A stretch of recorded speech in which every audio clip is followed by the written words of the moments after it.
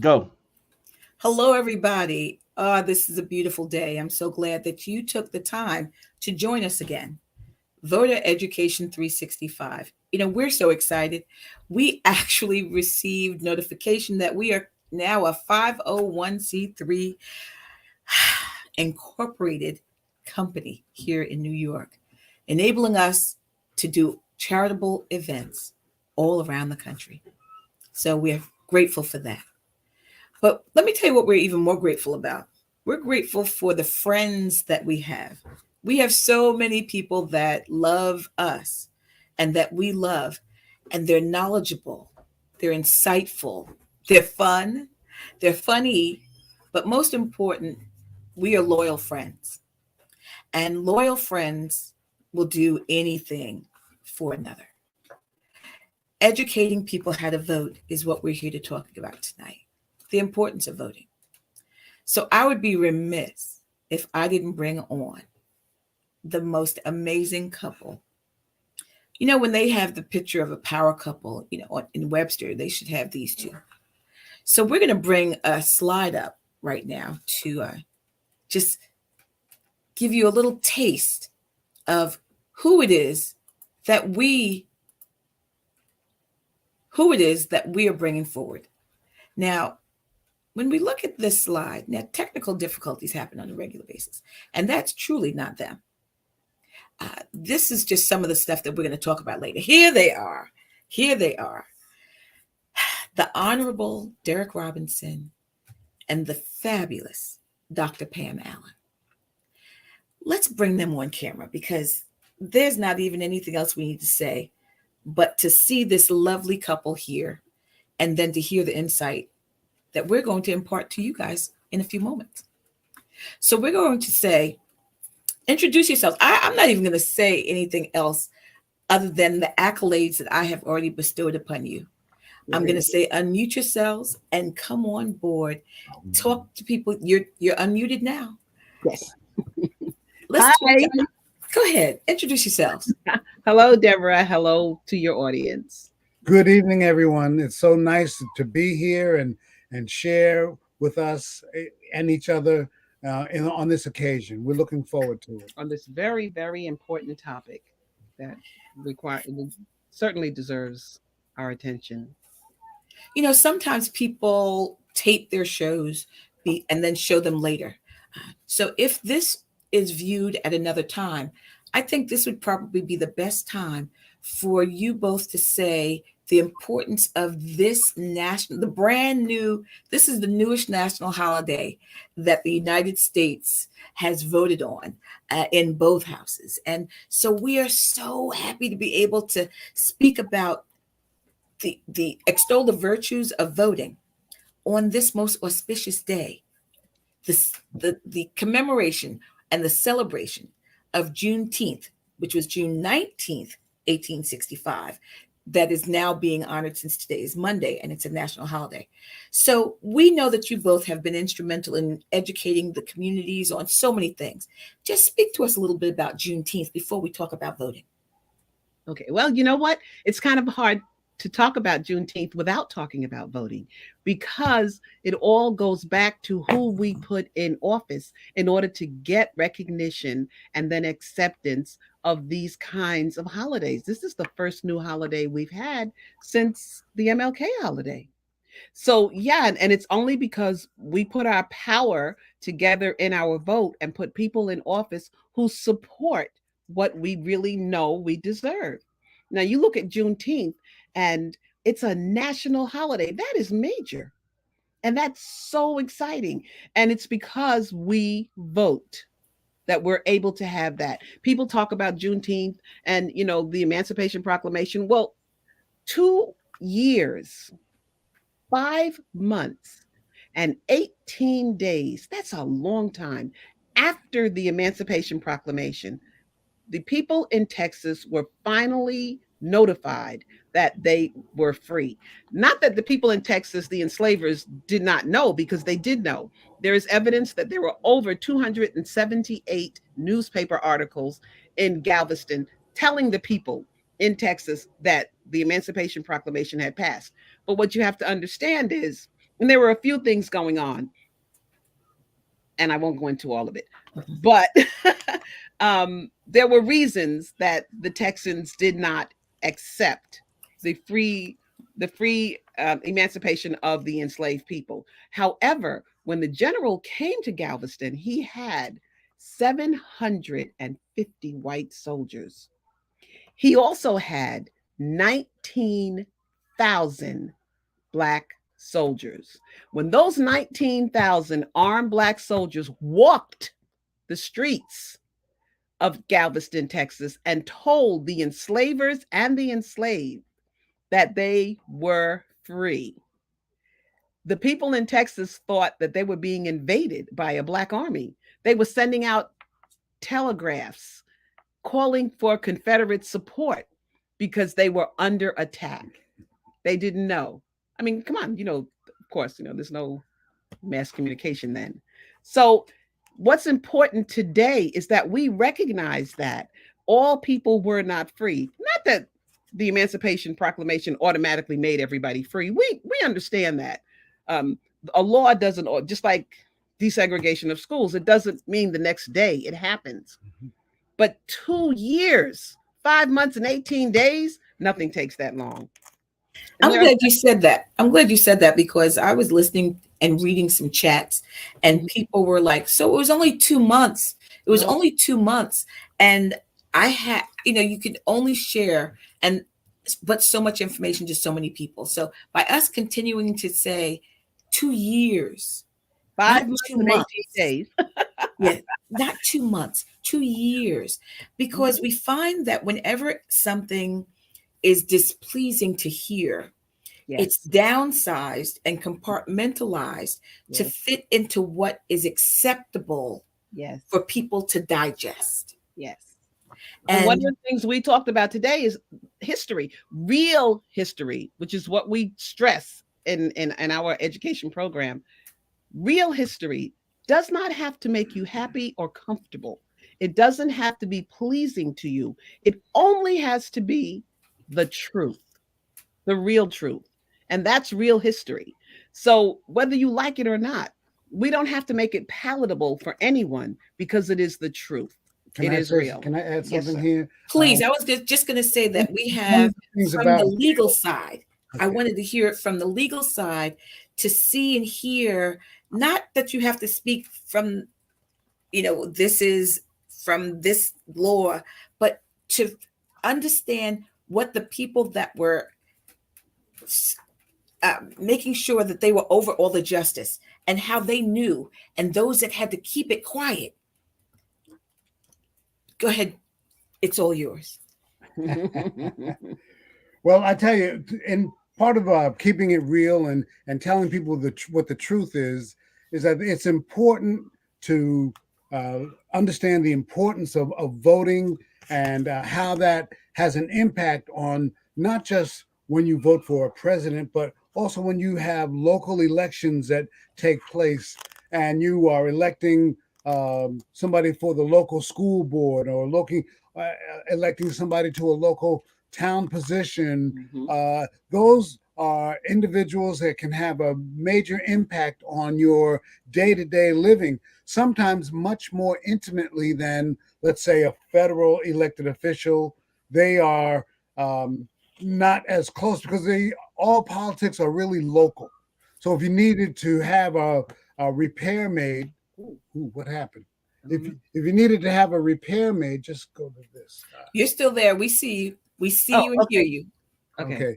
We know that there are people that you can call to address that because we've elected people. They are in office. They have to respond to the people that put them in office. Now, if we complain about things that need to change or things that need to improve, we need to exercise our powers of voting and getting people in office and letting people know that they've got to respond to us because we are the ones that put them in office, and they really are to work for us. They're to be the voice for the voiceless and have a conscience about the decisions that they make that would be for the betterment of the community in many ways, but it's not going to happen if we don't vote. Mm-hmm. We can talk all the grand plans, but if there is no action, if we don't go out and vote and take somebody with you, even if it's a local non-presidential election, voting is important. We have a primary coming up, and the decision is going to be made as to who's going to be the Democratic representative for governor. Mm-hmm. And it's important to get out there and vote.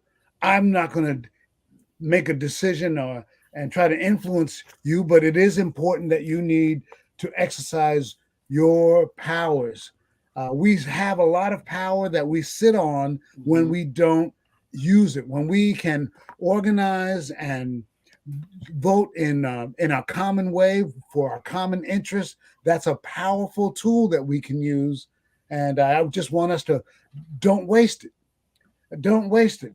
Now, we're going to do everything we can legally to make sure that everybody that's entitled to vote has that right to vote. Mm-hmm. I mean, because it's important that we call it enfranchising people. If you keep somebody from voting, you're disenfranchising them and keeping them from their constitutional rights. But when you are actively involved in the election and they're going to do everything that's possible to make sure that people are allowed to vote. You do have to help yourself with the proper identification. That's a hot topic now. The allegations, the unfounded allegations that there was fraud in the election, Mm-hmm. but nevertheless, there's going to be increased scrutiny on the legitimacy of those people that vote. So you do want to have your ID ready, a driver's license, a school ID, some kind of ID that has your photo on it, because it's your right to do that. And when you exercise your right to vote, you're not just exercising your right, but also you are exercising as a model for the children that are watching you to see what you do, why you are voting, taking them with you when you go to vote so that they see that process and all the people that come out so that they can get some excitement about this is some kind of special day here. Who are you voting for? And so importantly, it's that you can help the community, you can help not only yourself and your family, and ourselves in all the things and areas that need to be addressed. Healthcare, education, and so all those things can be addressed by people that are committed, and that commitment starts with exercising your right to vote. Mm-hmm. This is what we're talking about, and this is why these conversations are so very important. Now, we're trying to blend the conversation and the discussion with some kind of technology. So I am going to pull, because 90% of the points that you both have brought up, we have put in a slide so that we can then speak about local politics, speak about the current, in this moment, just 3 hours and 13 minutes, 2 hours and 13 minutes ago, they have closed the polls for today, but early voting has started. June 28th is primary day, but New York State saw it not robbery to vote to make sure that you had 9 days of early voting. And those 9 days of early voting, as I'm looking to pull a slide over, I'm going to move the slide. And oftentimes things are easier said than done. Okay. We, in this early voting, I've been talking to people who are voting, and we're not having a good representation. So we need to get the word out to let people know that if you're not being represented, that means your voice is not being heard. So people have to get out there to make sure that they're heard. Your grandmother used to say, "I brought you in this world, I'll take you out." We need to say that to politicians. I put you in this office and I'll take you out. But if you don't vote, you didn't put anybody anywhere. And you have no power. I think we lost Deborah. Probably not. No, you never will lose Deborah. Deborah is just getting this slide together. And I wanted, you guys are so on point, and I have Dominique coming over to help me. So I didn't want you to see her roll over here. So I put myself up on screen. And when we're looking at and thinking about early voting, Dr. Allen, you hit the nail right on the head. The percentages are so low for the last few days for communities of color in particular. It's across the board, it's for everyone, but particularly in communities of color. New York State legislation, the legislators decided that they were going to allow there to be more days of early voting. And not only more days, but more locations. We went from 13 locations to 26 locations. Let's go to that screen. See, that's the opposite of what they're doing in most places in this country. So we're going to slide 3, Smiley. So what we were doing and what we were trying to keep going. Let's stop there for right now.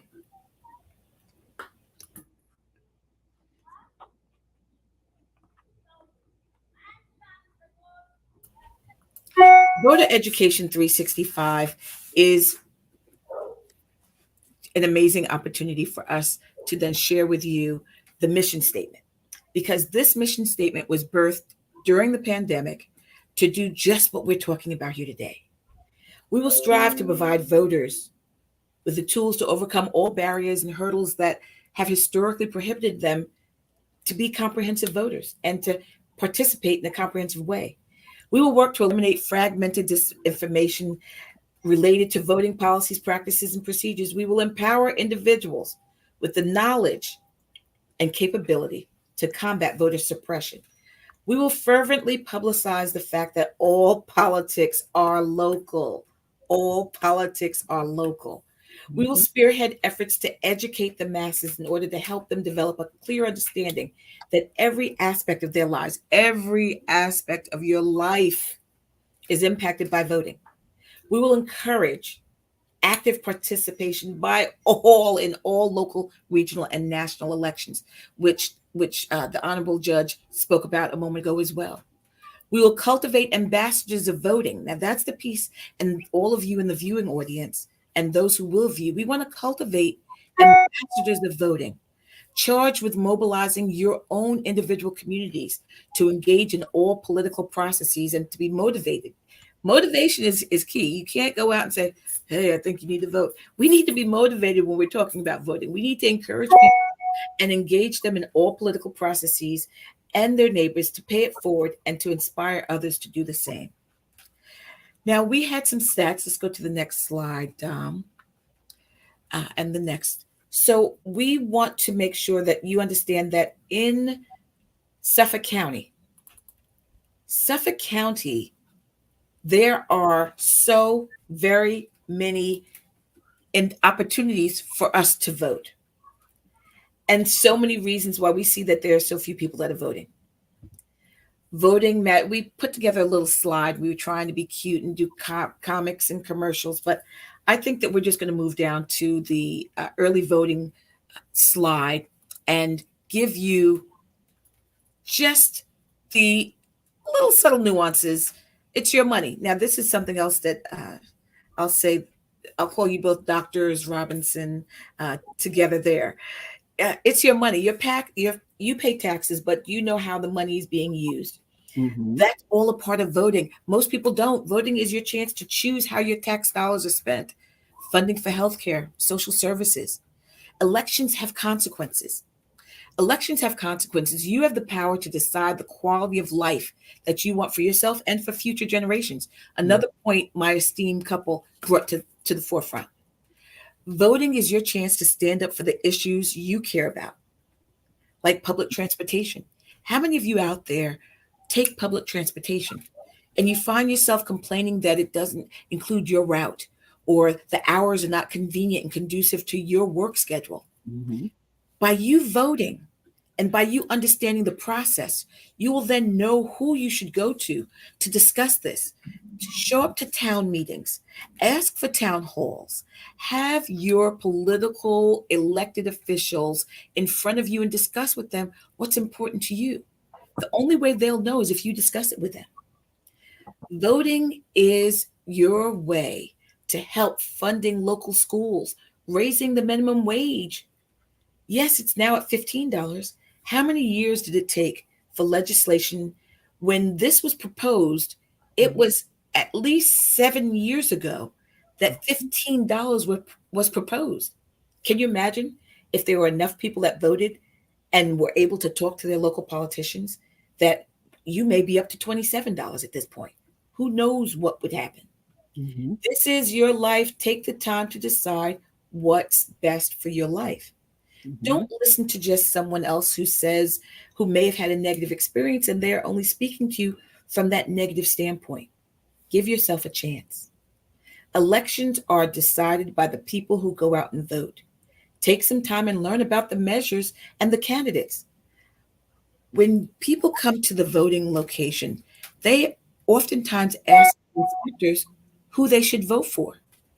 We can't tell you who to vote for. We can't tell you anything but do your due diligence before you get there. Check and see who's running. A lot of people say, oh, well, I don't know who these judges are.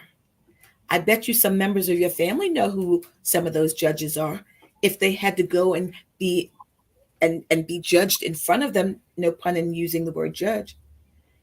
If some of your members have had to go, whether it's traffic court, a misdemeanor, felony, civil court, there are different judges for different things. You may have found that you have an opportunity to understand how they are then making their decision. If you don't, someone else will make the decision for you. Your power is in your vote. Mhm. Do you want to make a positive impact? Voting gives you that chance. Support the candidates and ballot measures that can help your community, your state, and even the nation for a greater good. Mhm. Make your voice heard. Your community is made up of your friends, your loved ones, your neighbors, children, and grandchildren. Some may not know how important voting is. There's some things you keep to yourself. The importance of voting is not one of them. Make sure you share how important it is, while others don't have that privilege.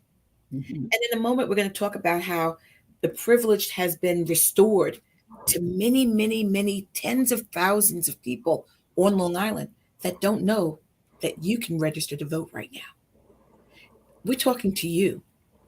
If in the past you may have paid your debts to society and you think that you have not regained your ability to vote, that's incorrect.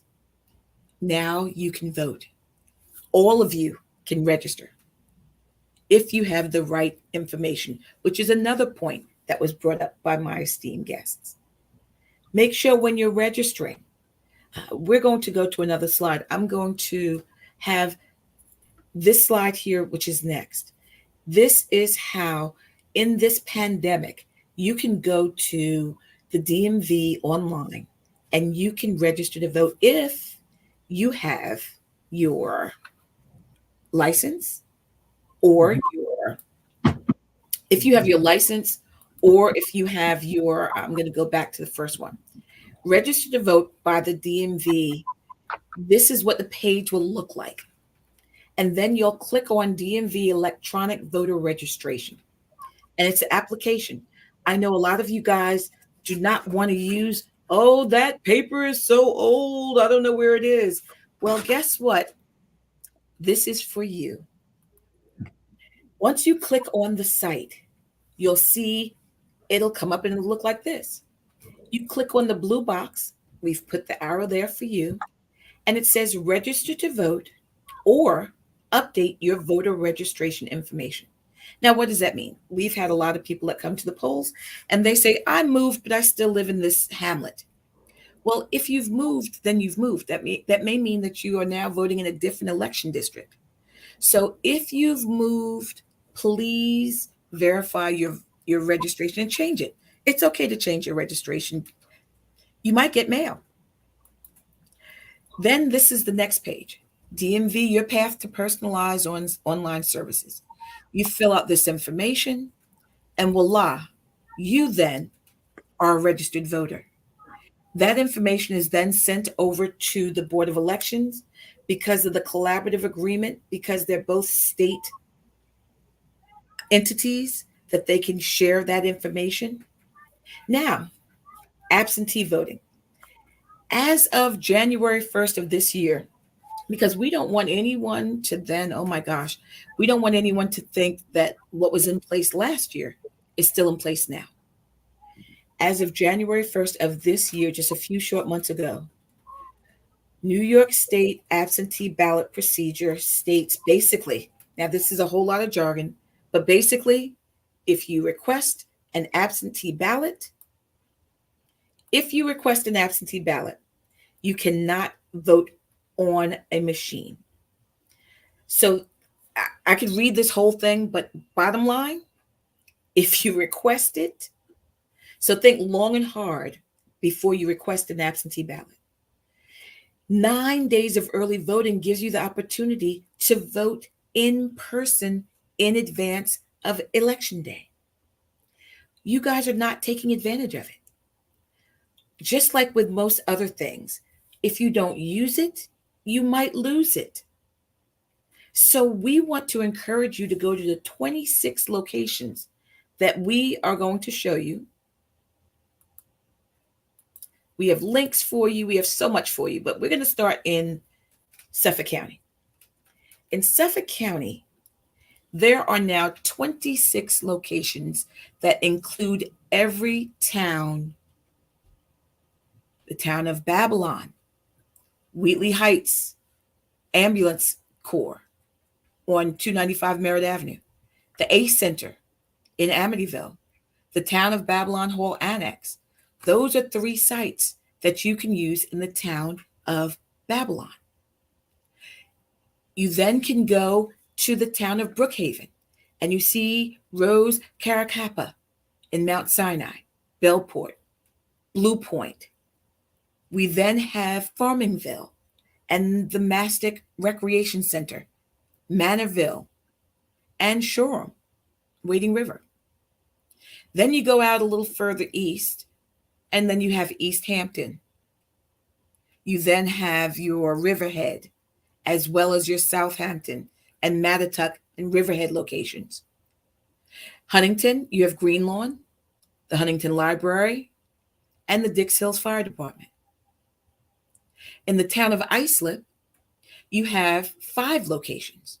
You have the Bohemia Recreation Center in Bohemia, West Islip Senior Center, Greenbelt Recreation Center out in Holtzville, the Knights of Columbus right in Brentwood, the Islip Town Hall Annex right there in Islip. 5 locations for you. This is important information. Now you see those hours? The hours have been elongated from last year. Last year, the hours were far fewer. You have 2 weekends. If you work in the city, there are voting hours until 8 p.m. If you work on Long Island and you have to be at work at 9 o'clock in the morning, we have hours as early as 7 a.m. Make sure you go to you can go to Suffolk County Board of Elections, or you can take a picture of this screen while it's sitting up there right now. The other thing that we want to say is we also give this information in Spanish. So if anyone needs it in Spanish, we have that. And we, even on all of the literature, a new law voter, a voter who is issued an absentee ballot may not cast a vote on the machine. Here it is in Spanish. We have Nassau County locations. Now, let me say this. In Suffolk County, let me go back again here for a second. In Suffolk County, another perk, let's say your significant other decided that they're going to take you out and you're going to go to the movies in Southold because you're just going to take a nice drive. and you happen to live in the western part of our wonderful, wonderful county. The glory of Suffolk County is you can vote at any of these locations wherever you are in Suffolk County, only during early voting. So if you're going to the Hamptons, you can vote. If you're going to Riverhead, you can vote. If you're at the Babylon Town Hall Annex and you're a Suffolk County resident, you can vote in any of these sites. That is only specific to us here in Suffolk County. Nassau County, you see their hours are different than ours. Everyone has the same number of days, but their hours are different. Their locations are different. Okay? Every single bit of information that you need is located on a website that's close to you, because you know that your fingers do the walking. It's a snap. Remember that commercial? So we want to make sure that as we look at those of you who are in the 5 boroughs, the 5 boroughs is different. You can't vote in any location in the 5 boroughs. You can't do that. So as you are looking to vote in New York, every county, what is it, 62 counties? Every county has different rules. The only thing consistent is election day and that there are 9 days of early voting.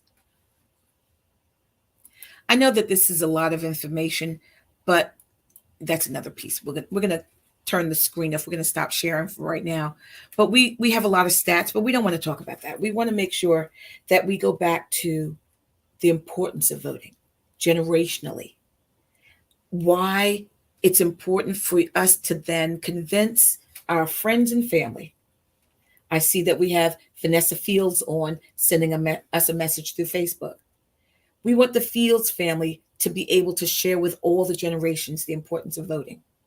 The Robinson family, the Payton family. We want all of our families to do that. So give us some more information. What else would you like to say? I know that we've been giving a lot of information to the individuals here, but I think just like in marketing, they said, and this was 30 years ago, so it might be 10 times now, but you have to say something 7 times before a person really grasps what it is you're trying to say. So that was when I was in college. So maybe it's 14 times now. So what else would you like to share? You guys are muted. You're right. Sorry about that. We have children in the pool in the back, and they're noisy. You know, Deborah, you and I are educators, so we look at things, you know, from an educator's point of view. Everything is a teachable moment. We grasp those things, and working with children, we want them to vote. We want them, so they have to see us vote, because they're going to make decisions about us when we are older, and they're controlling the world. So if we don't do it, the world of do as I say, not as I do, forget it. It does not exist. That was our great grandmothers and our great grandfathers. Those days are gone. We have to live by example. And the example that we have to live by is to vote and then hold your representatives accountable. So one of the things that we do in our academic program is we teach our children what all of their local and state politicians do, who they are, what they are responsible for, what they're required to do, and then we talk about what they actually do. And many of the politicians come through our doors, and our children can tell them their bio, their voting history, because our children are aware of that, and they take it home to their parents. And that's very important. Mm-hmm. We have to live by example. We have to show them not only that they have to vote, but that they have to take my great grandmother's, I brought you in and I'll take you out. We've got to let our politicians know that I voted you in and I will vote you out. Children, I don't care how young they are, they need to know, because what you said, every day we are affected by what we do in the polls. There is no unimportant election. If you don't vote in your school, you know how many times we haven't had representation on school boards because of 5 to 7 votes. Absolutely. Don't say your vote doesn't count. Every vote counts. And it's the one thing we all have equally, one vote. We have to use it. I'm glad you said that because we had another slide that spoke about the opportunity for 16, as young as 16 years old, you can then register to vote, and it will take effect as of your 18th birthday. Oh, okay. So if we go into 10th grade classes or 9th grade classes, wherever you are 16 years old, and get the students to then have, because they're having these discussions, and because they're having these discussions, they're more knowledgeable than we would give them credit for. We have several young people that want to work the elections. And at 17, you can actually go in and you can actually work with the elections and be able to understand the process. So we want the viewing audience to be able to know that if indeed they are 16, they can go online or do it by old school paper, and they can register to vote, and that information will be input in the Board of Elections system, and it will trigger itself upon the 18th birthday of that registrant. So yes, we're teaching them, we're educating them, and we need to get as many of them registered as possible as soon as they're eligible, before they're swayed to do anything else. And even with the younger children, what we do, because you said, oh, I can't tell you who to vote for. We do. We look at all of our politicians. We have a list, a chart, and we talk about what is important to us. And what's important to children may not be in the forefront of what we're looking at, but we need to be aware of that because it's important. It's valuable. If they see it as important, then we need to see it as important also. So we chart where each politician stands on the issues that we're concerned with. And then we come out at the end with the candidates that we believe will best represent our interest. And then our children take it home to their parents and they say, this is who I think you should vote for. And you know what? People appreciate that because sometimes parents go in and they're like, I don't know who to vote for. But we have no qualms about telling them, this is who you think, take this home to all your relatives and tell them to vote your interest. And listen to what you said. Listen to what you said. What was great about that is that the children make the decision. So even in that case, you're not telling them what to do. No. You're not telling them who and how to vote. You're giving them the tools to educate themselves and make an intelligent decision.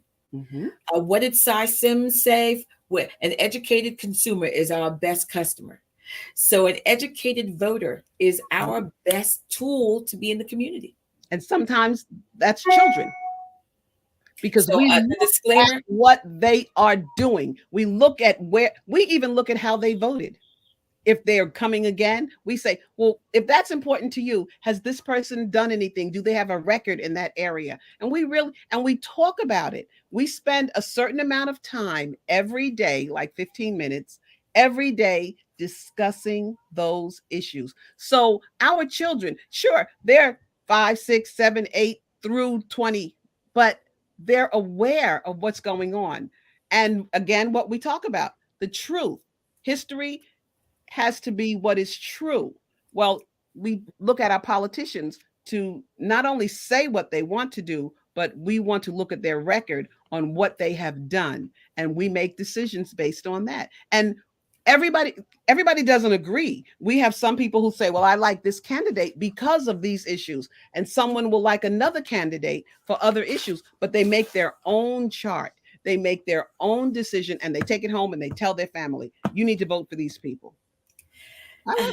The Honorable Judge Robinson, I am glad I said this will be the perfect time for me to put my disclaimer to say, again, we are a newly formed 501c3 not-for-profit charitable organization that does not tell people what and how to vote. So that's just, I just have to put my disclaimer out there as well, just to make sure that we are all walking, we're all in the same book, we're all in the same chapter, but we're all on the same page.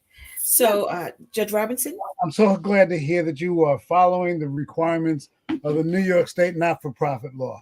But you know what? The thing is, it's important for our people that have common community interests need to be able to band together and vote their interests in order to make a success. There are things that go on in certain communities that are really not publicly known, but members of the community know that it's an issue, and sometimes they will organize around that common issue. It might be overdevelopment or underdevelopment of a particular parcel of land, and so joining together in common interests can pay results, and that is borne out oftentimes at the ballot box when people vote, because it's, and our voting, as you said earlier, Deborah, has an impact on every aspect of our lives.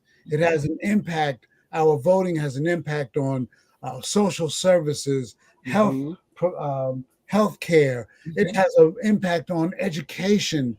It has an impact on everyday things like highway repair and highway maintenance. So when you are involved and active, you can make that phone call and say, look, the sign is down at the end of the street and it needs to be repaired. Yes. It doesn't have to remain like that, but you have to be an engaged individual and have a common interest where you also care about your neighbor. You also care about your community. You also care about the larger community that we live in. And those are all the things that can be positively impacted when people vote their common interests, join around common issues, and then exercise their vote in a joint, unified way. And it can impact on how children are treated in school. It can impact on just safety issues that we are all so concerned about. It can be people that are concerned about, safety in their communities, but they need to have an opportunity to have a voice of somebody you can talk to about it and share your concerns. I agree 9,000%. And another example I always give is the one of snow removal. When you think about snow removal, you want to feel that every community is plowed at the same time, but you start seeing little mishaps. We'll call them little mishaps that a community may not have been on the original schematic, and so they didn't know to go and plow that street that was newly formed. I'm being extremely nice right now. So if indeed you are one of those individuals who lives on one of those streets and you vote, then your local politician, she just dropped her computer. So that was funny. Should know your name, your face. And so when you call that office, hi there, this is Deborah. I'm calling. My street has not been plowed. It snowed 3 times. And I'm watching Channel 12 News and everyone else is being plowed and we've not been plowed at all. So would you feel comfortable doing that if you were a non-voter? Would you know who to call if you were a non-voter? There you go. So the benefits, think about your grandmother who lives down the street and you're so mad that they didn't plow for her.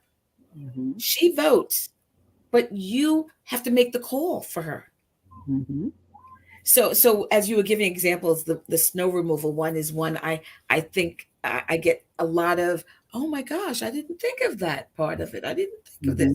When your tire is flattened regularly because of the potholes that are not ever properly repaired. That's just like putting a Band-Aid on open heart surgery. When you it's not going to last. Mm-hmm. So it has to be an overhaul. We're in the process now of seeing so much infrastructure repair happening that has been coming down the pike for the last 12 years. And so it's finally coming to fruition. Don't you want your community to be a part of that which is getting repaired? That's right. You don't want to just see other areas being repaired. You don't want to see the beautification of other areas and wonder why you don't uh, rate for your community to be as beautified. Mm-hmm. And don't think that the politicians don't know what areas don't have a very good voter turnout, because they do. So when you're ready, when they're putting in sewer systems and your community is at the very bottom of the list and everybody else has sewers put in and you're coming in now 12 years later, and then it ends up costing you money.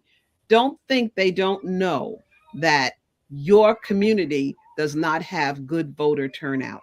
We need to turn out for every single election. I don't care what it is. There is no such thing again as a small or unimportant election. We need to be there. The numbers are down. We started our conversation at this point. We started saying that during the primary elections, specifically this one, voter turnout is so low. Go vote. I know most of you will say, well, who am I voting for? This will be the time for you to go online and go to, and you can put this up on the screen, www.elections.ny.gov. If you put that up on the screen for me, that'll be amazing. And what's amazing about that is you can check your voter registration. You can make sure that you are an active voter. There have been people that have come to the polls and they've come in and they said, well, why is my name not there? Back when we had a book. Remember, there was a book. You'd come in, you find your name in the book, you'd sign the book. Mm-hmm. And they would be asked, well, when was the last time you voted? And they would say, Clinton. And I said, which one?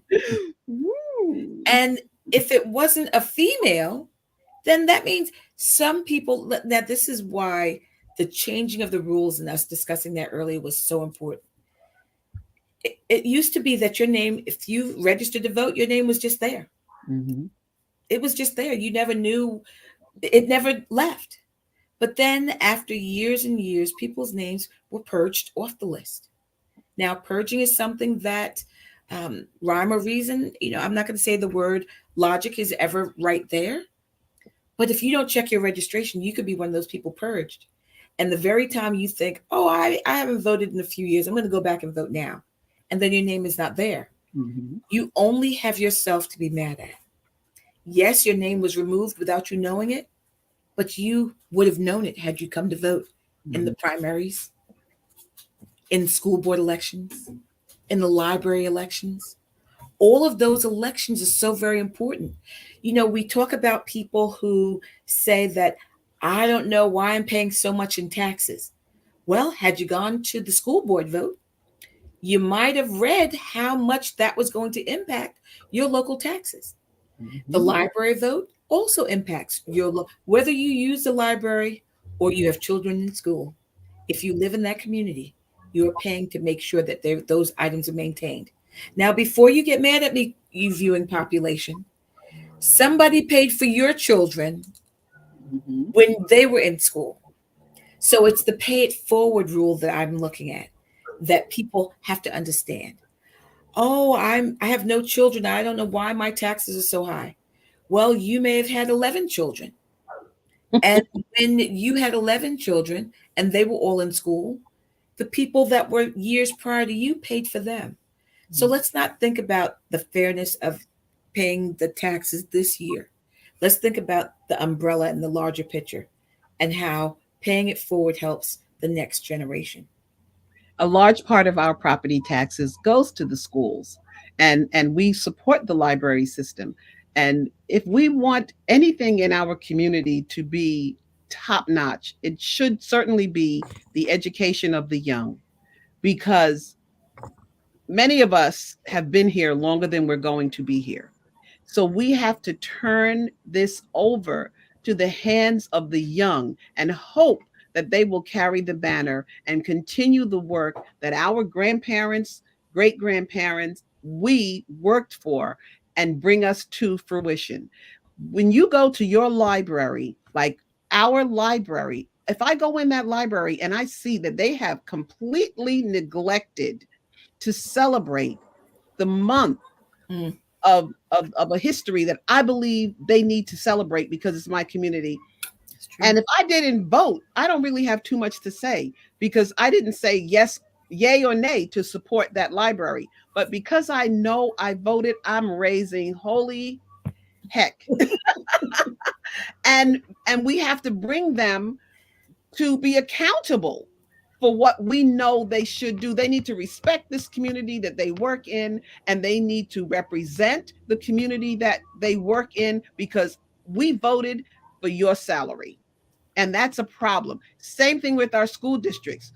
There is a big debate in this country right now as to whether or not we want to teach history that is comfortable, that makes people happy and feel good, or do we want to teach the truth, the real truth, so that we can have a common understanding, a common knowledge of what has happened in this country and in this world, and know where we are all together and what we need to do to work to not repeat past mistakes. We do that with our vote.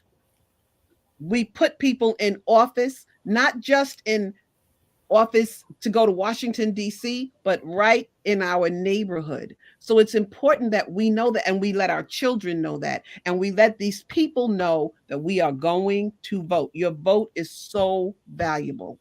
It means so much. We want our children to be educated. We want them to be educated with all of the facts, to know the truth of what has happened. So they are armed with not only a knowledge of what to worry about, what to work against, but what to work for and what to be proud of. That's true. So, and it all comes back to one thing, and that is voting. Yeah. We have had a phenomenal time here today. We still have a few more minutes so that we will always stay under that 1 hour mark. Good. I want to make sure that people know that when Dr. Pam Allen said that we're educators, Dr. Pam Allen worked in the school system and worked her way up from, you know how it is when you're a brand new teacher. And so she worked her way up through the educational system to the point where she said, you know what? I know what is important for a feeder program.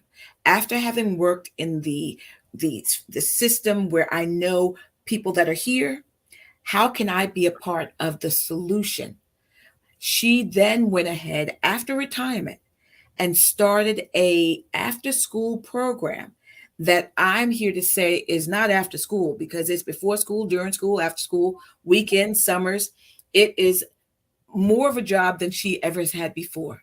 This is true. But the smile you see and the glow that you see emanating from her is because she saw what came into the school system. And so her conversations a moment ago were how she then created a feeder program to help make sure that the students in her community were equipped with the tools to be competitive when they went to their schools, and not only in their schools, but to get them into the next levels of their educational journey.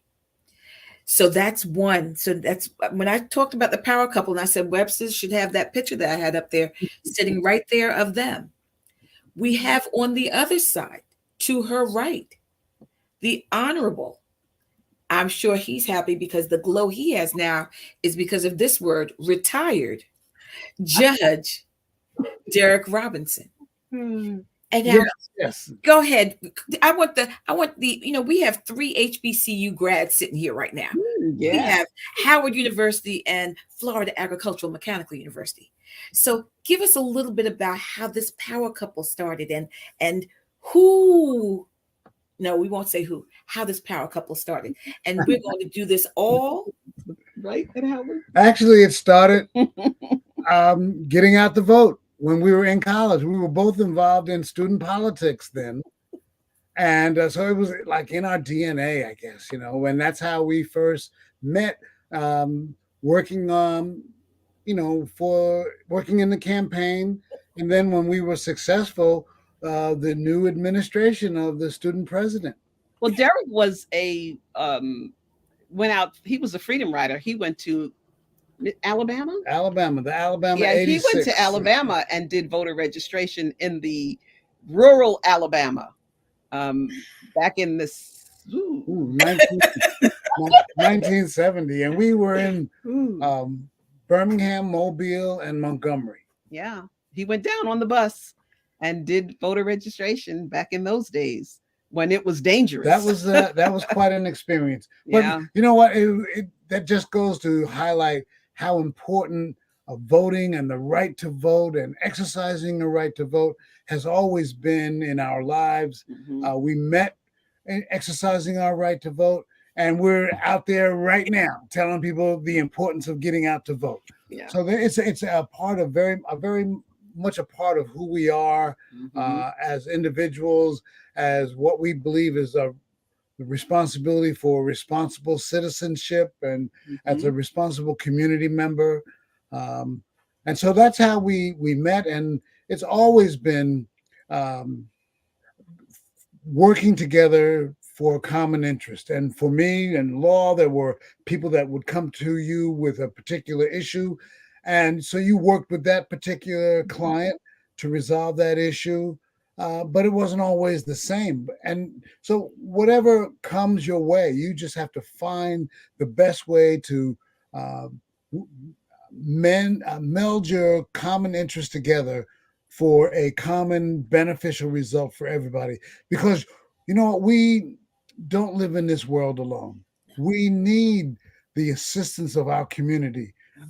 You need your neighbor, even though your neighbor lives in a completely different house, but you need your neighbor to watch your back sometimes, just like you're watching your neighbor's back sometimes. It's all part of a tight-knit community working together and looking out for one another and helping one another whenever you can. So one of the things that we feel is so important, when you suggested that we come on and talk about the importance of voting, Deborah, there was no hesitation.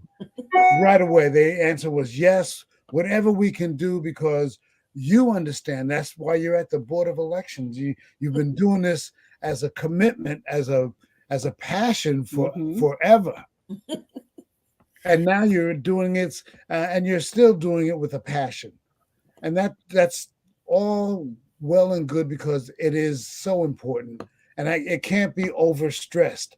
We are celebrating Juneteenth, and that's all about, one succinct word is freedom. It's about freedom. Yes. But our freedom has a responsibility, and we have to exercise our right to our freedom by voting and doing it's a sacred right that we have. It's almost like doing something sacred when you go to vote.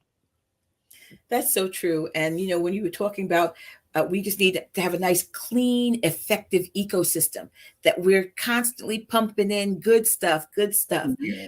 When you spoke about both of you guys working on campus with voting, and you may not know that my parents were, and they were inspectors in Suffolk County prior to me, and all my siblings. And so anybody that walked into one particular voting place, they would see a Peyton here, Peyton there, Peyton there.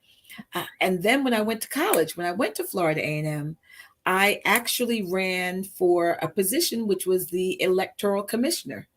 And so I ran, and on campus, I was the student in charge of student elections. All and right. we did the Get Out the Vote campaign. And when we were in school, it was during the time that the national holiday had not been passed in Florida, and we had Governor Graham at that time, and Florida had not voted to allow Martin Luther King Jr.'s birthday to be a national holiday. We marched on for so many different things during those times. And in the moment, you were just a college student doing what you felt was the right thing. And so in life, it's great to be able to continue to do what you feel is the right thing. And that was a great plug for our HBCUs, you know, that they're hot right now and they were hot when we were there. And so we're glad that people now understand that the family that we then enjoy with all the people that we went to college with, whether they stayed there or transferred to another university, the love and the bond is what enable us to have a solid foundation. And all of us are registered to vote. All of us exercise our rights to vote, and all of us extol the virtues of voting. It is exactly 9 o'clock, and we have come to 1 full hour with the Robinsons.